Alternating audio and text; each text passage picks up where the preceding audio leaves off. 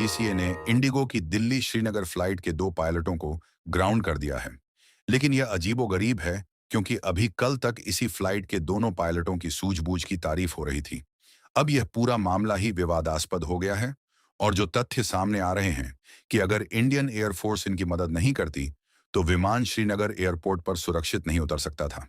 आपको याद होगा कि यह फ्लाइट श्रीगढ़ में उतरते समय 21 मई को एक भयानक तूफान में फंस गई थी। आइए इस घटना की पूरी कहानी को जानते हैं।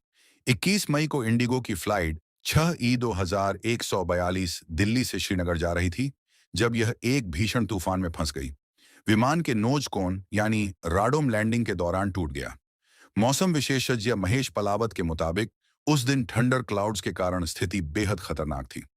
डीजीसीए का कहना है कि विमान के कई कंट्रोल सिस्टम फेल हो गए और यह 8,500 फीट प्रति मिनट की रफ्तार से नीचे आया, जो सामान्य डिसेंट रेट से 4 गुना ज्यादा है। पायलटों ने तूफान से बचने के लिए लाहौर एयरपोर्ट पर लैंडिंग की अनुमति मांगी, लेकिन पाकिस्तान ने इसे ठुकरा दिया। दोनों देशों ने अपने अपने एयर स्पेस बंद कर रखे हैं। भारतीय वायुसेना के उत्तरी क्षेत्र नियंत्रण ने भी पश्चिम की ओर डायवर्जन की अनुमति नहीं दी। इसके बावजूद पायलटों ने मैन्युअली विमान को संभाला और भारतीय वायुसेना के रडार डेटा की मदद से श्रीनगर में पैन इमरजेंसी सिग्नल भेजकर सुरक्षित लैंडिंग की। लेकिन अब इस मामले में नया विवाद खड़ा हो गया है। डीजीसीए ने दोनों पायलटों को ग्राउंड कर दिया है और जांच शुरू कर दी है। डीजीसीए का कहना है कि पायलटों का तूफान में प्रवेश करने और अमृतसर या पठानकोट वापस न लौटने का फैसला जांच का हिस्सा है। मंत्री राममोहन नायडू ने कहा, हम इस घटना की गंभीरता को समझते हैं। मैं पायलटों और क्रू के प्रयासों की सराहना करता हूं, जिन्होंने मुश्किल हालात में संयम बनाए रखा। लेकिन हम पूरी जांच करेंगे कि आखिर हुआ क्या था। भारतीय वायुसेना ने इस लैंडिंग में अहम भूमिका निभाई।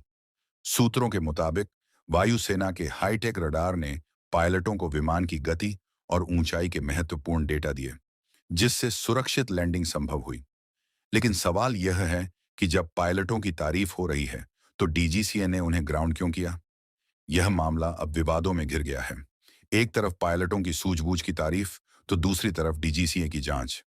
क्या पायलटों का फैसला गलत था, या यह सिर्फ प्रोटोकॉल की औपचारिकता है? जांच रिपोर्ट का इंतजार है, जो इस घटना के पूरे सच को सामने लाएगी।